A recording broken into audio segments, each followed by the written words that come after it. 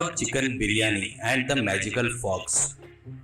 बहुत पहले एक गांव में भोलाराम बोलकर एक गरीब किसान रहता था। वो बहुत बुद्धिमान था और चतुर भी था।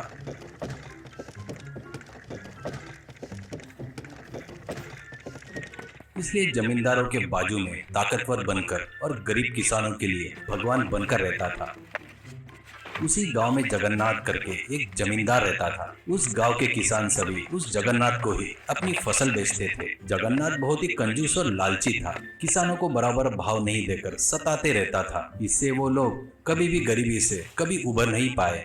एक बार भोलाराम जगन्नाथ को अपनी फसल नहीं बेचने का निर्णय लेता है और फसल हाथ में आते ही पड़ोस के शहर में जाकर अपना धान बेचकर आए हुए पैसों से तगड़े मुर्गे खरीदता है और एक शिकारी को पैसे देकर 2 लोमड़ियां भी हासिल कर लेता है।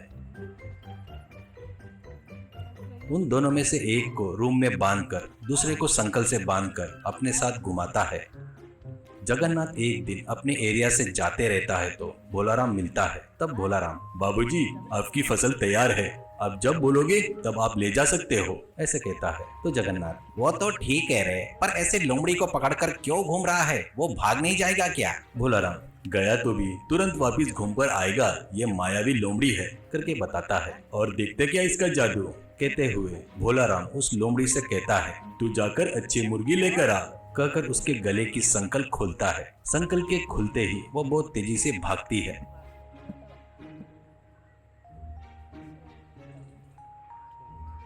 तू पागल है क्या? वो लोमड़ी तो दोबारा तेरे नजर में आएगी नहीं, करके बोलता है जगन्नाथ। भोलाराम, आपको उसके बारे में नहीं पता, वो मायावी लोमड़ी है। कल आप हमारे घर पर खाना खाने के लिए आओ, आप आएंगे करके विश्वास से मुर्गियां मंगवा रहा हूँ, देर ना करते हुए जल्दी आना, ऐसा कहता है भोलाराम। अगले दिन दोपहर तक बढ़िया खाना बनाता है भोलाराम। उसका घर कुछ ही दूरी पर रहता है। तब उसको बिरयानी के मसालों की खुशबू आती है। वहाँ खाने के टेबल पर कई प्रकार के चिकन के आइटम बनाकर अलग अलग थालियों में तैयार था। अरे भोलाराम, तुम्हारी लोमड़ी कहाँ है? उसको भी लेकर आ, वो भी अपने साथ खाना खाएगी, ऐसा कहता है जगन्नाथ। अरे उसको क्या जल्दी है जी, पहले अपन लोग निपटाएंगे, ऐसा कहता है भोलाराम। दोनों लोग मिलकर खाना खाते हैं।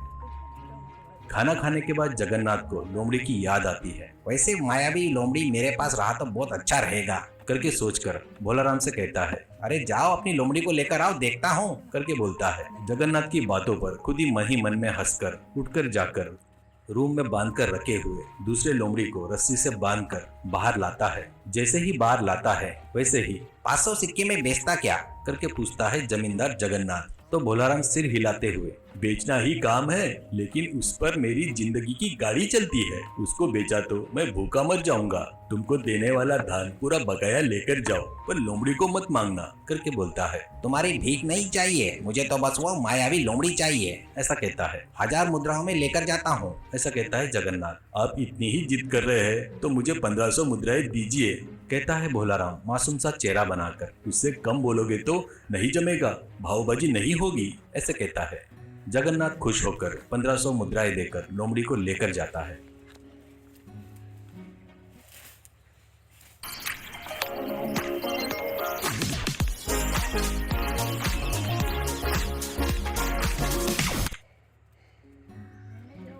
घर जाकर जगन्नाथ कर लाया हूँ, वो अच्छे अच्छे मुर्गे को चोरी कर कर ला कर देगी, ऐसा कहता है। मैं मर भी जाऊँ तो इस बात पर यकीन नहीं करूंगी, ऐसा कहती है रुक्मिणी। जमींदार जगन्नाथ भी भोलाराम के जैसे लोमड़ी को पकड़कर, जा रे जाकर अच्छे मुर्गे पकड़ कर लेकर आ, करके बोलकर उसके गले की रस्सी खोल देता है। बस उसी क्षण वो भाग जाता है लोमड़ी।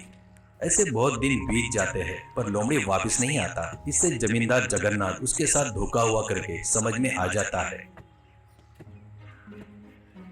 और अपने आदमियों को लेकर भोलाराम के घर जाता है और उसको पकड़कर बांधकर, मेरे से ही धोखा करता क्या रे नीच कमीने, मेरा पैसा मुझे वापस किया तो माफ कर दूंगा, ऐसा कहता है। वो तो कब का खर्च हो गया है जी, ऐसा कहता है भोलाराम। तो इसे लाठी से मरे तक मारो, करके बोलता है जगन्नाथ। एक व्यक्ति, अरे बाबूजी इसे मारकर गाड़ने के लिए नहीं जमेगा, इसको कल मार डालेंगे तो अच्छा रहेगा, ऐसे कहता है।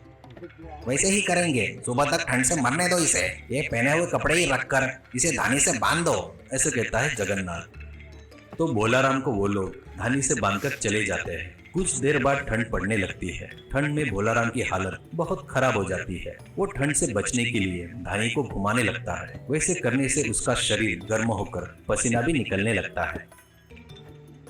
वो ठंड से अब तक मर गया होगा, जाकर देख कर आओ। ऐसा जगन्नाथ उसके आदमी को भेजता है। वो जाकर देखकर आकर, मालिक वो ठंड से मरा नहीं और पूरा शरीर पसीने से भरा है और वो शरीर पर फूंक रहा है करके कहता है। इसमें कोई राज है सोचकर जमींदार उसके पास आकर, अरे भोलाराम, इतने ठंड में तुझे इतना पसीना कैसे निकल रहा है? कहता है तो हंसते हुए, बगैर किसी कारण से किसी निरपराधी को सजा दिए तो क्या होगा बाबूजी?